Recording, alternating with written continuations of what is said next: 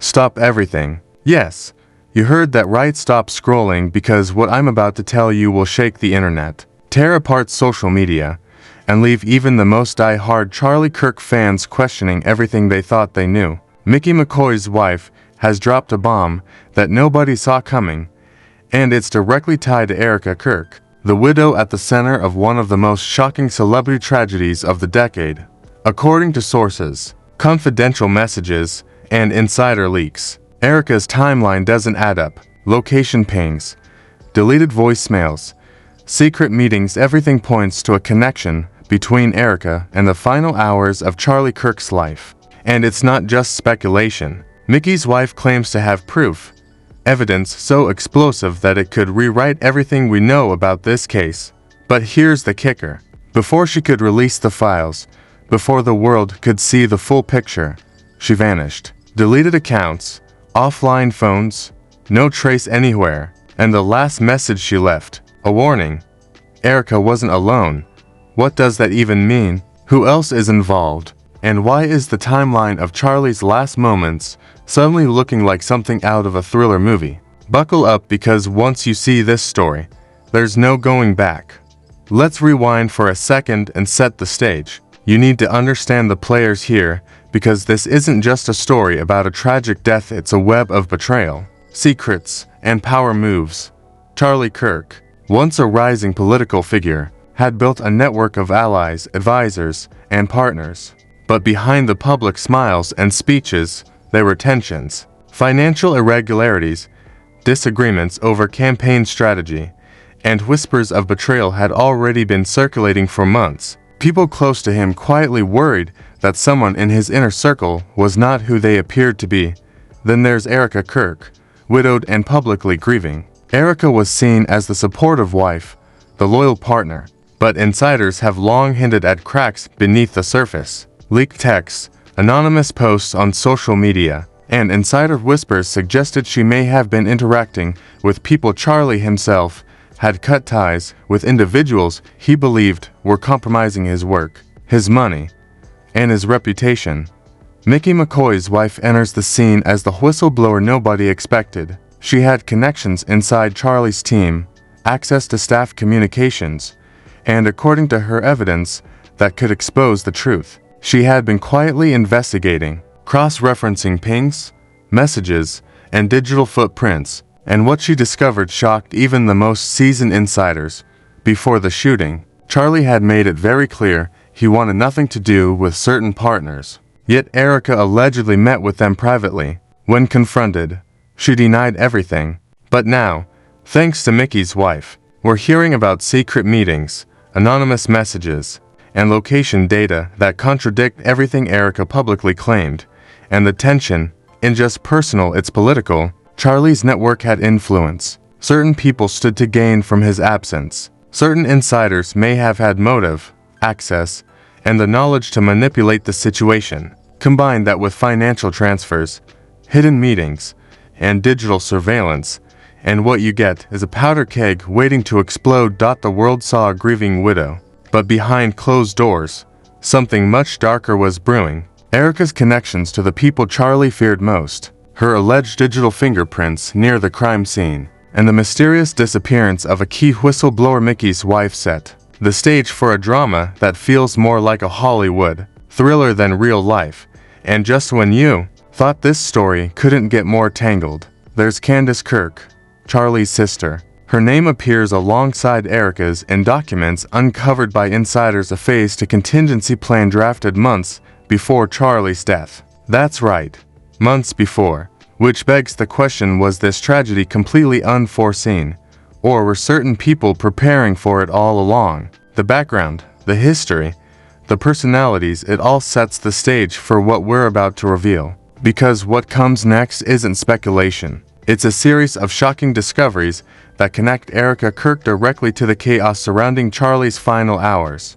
Now, let's dive into the moment the first bombshell drops. According to leaked messages obtained by Micky's wife, Erika had a secret meeting 2 days before Charlie's shooting, a meeting that wasn't in any schedule, no official record. No witnesses, or at least none, who were willing to talk.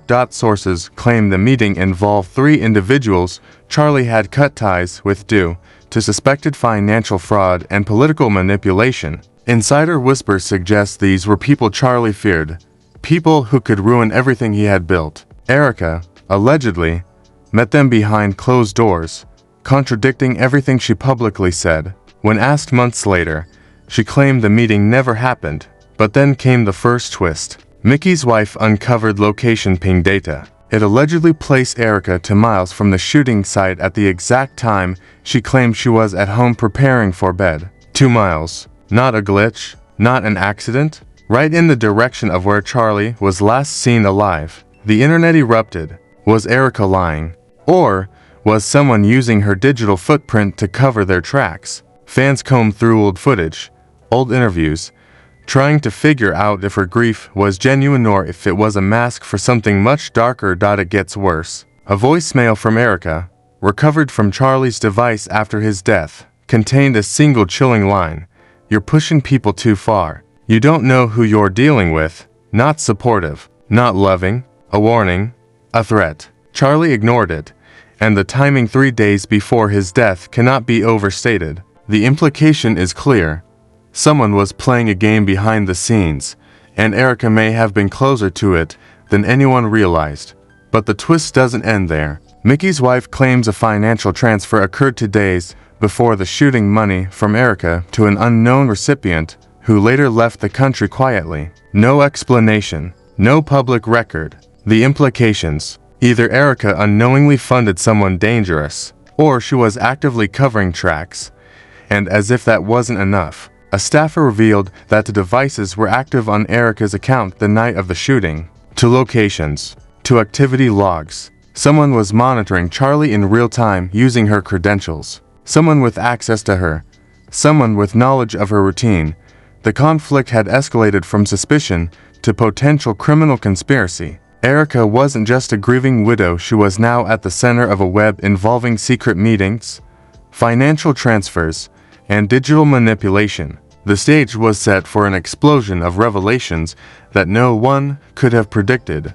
Here's where things spiral completely out of control. Micky's wife then revealed an audio file from a security recording at a property Charlie had visited days before his death. The recording was partially corrupted, but after enhancement, one sentence emerged clearly: if he exposes them, we're all finished. The voice, not Charlie's, not Micky's, not Erika's, an unknown male, referred to only by his initials in internal documents. A man linked to financial dealings Charlie was investigating. And here's the kicker.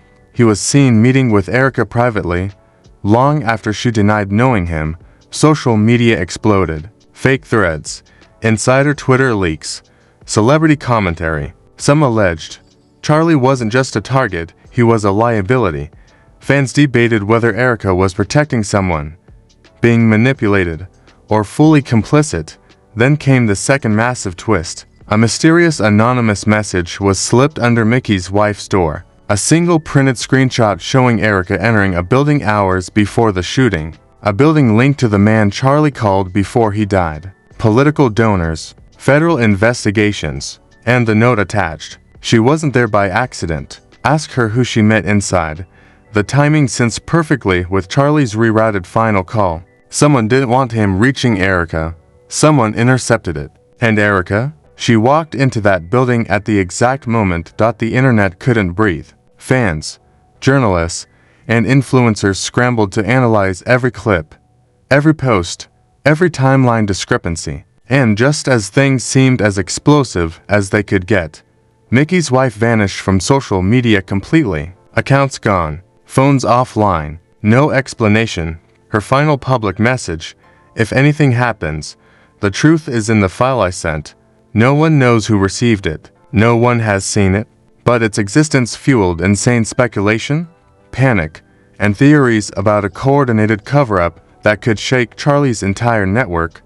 And the reactions. Explosive doesn't even begin to cover it. Within hours, hashtags were trending worldwide. Hashtag where is MICKEY's wife? Hashtag ErikaKirk exposed. Hashtag Charlie Files. #silenced for truth social media became a war zone. Fans divided into two camps, those defending Erika and those convinced she was at the center of a dark conspiracy. Comment threads exploded with theories about digital manipulation, financial schemes, and secret alliances.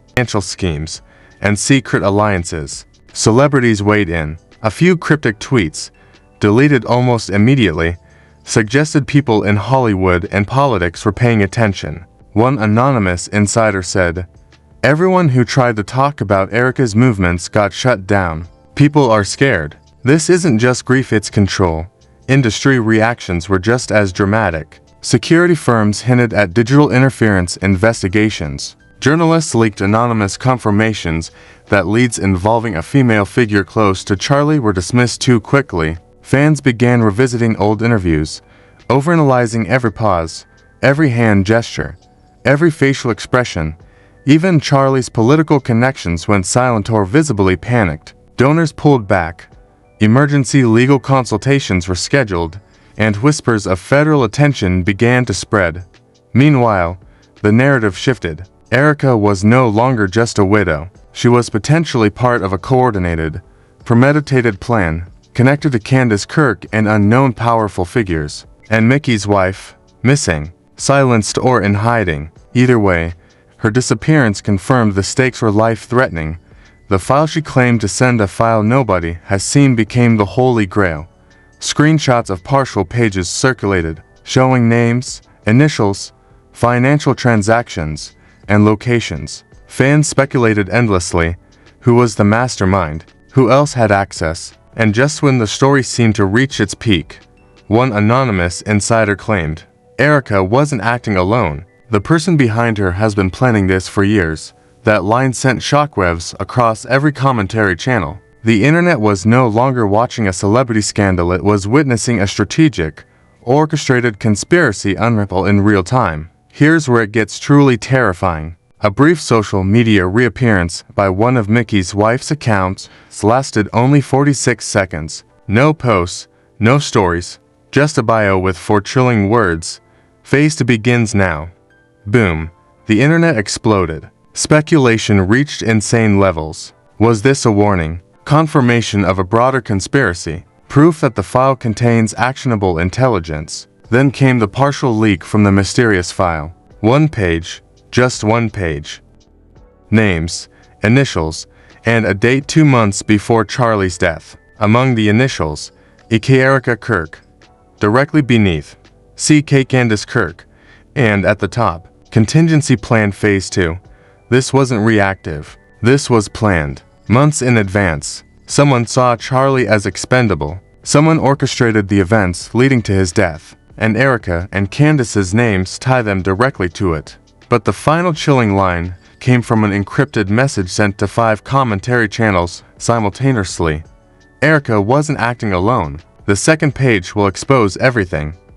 No one has seen the second page, but the implications, massive. If released, it could unravel Charlie's entire network, every insider, every financial transaction, and every meeting connected to his last hours. And here's the ultimate cliffhanger. The person Erika met in that building. Not a donor, not a random associate, a messenger. The mastermind remains in the shadows. And until that second page emerges, everything is speculation. Everything is dangerous, and everything is explosive. Now it's your turn. What do you think is on that missing second page? Who do you believe is orchestrating this behind the scenes? Was Erika complicit, manipulated, or completely framed? And who else could be hiding in the shadows, pulling strings that nobody sees? Drop your theories in the comments. Every idea, every guess, every connection matters. Hit that like button if you're shocked, if you're confused, or if you're just ready for the next explosive revelation. And don't forget to subscribe. Turn on notifications. The second that second page leaks, the moment the file surfaces, we will break it down frame by frame, line by line, every hidden detail exposed. Share this with someone who follows political drama, celebrity scandals, or just loves a good thriller, because this story is far from over. Phase 2 is coming, and when it hits, Nothing will ever be the same again.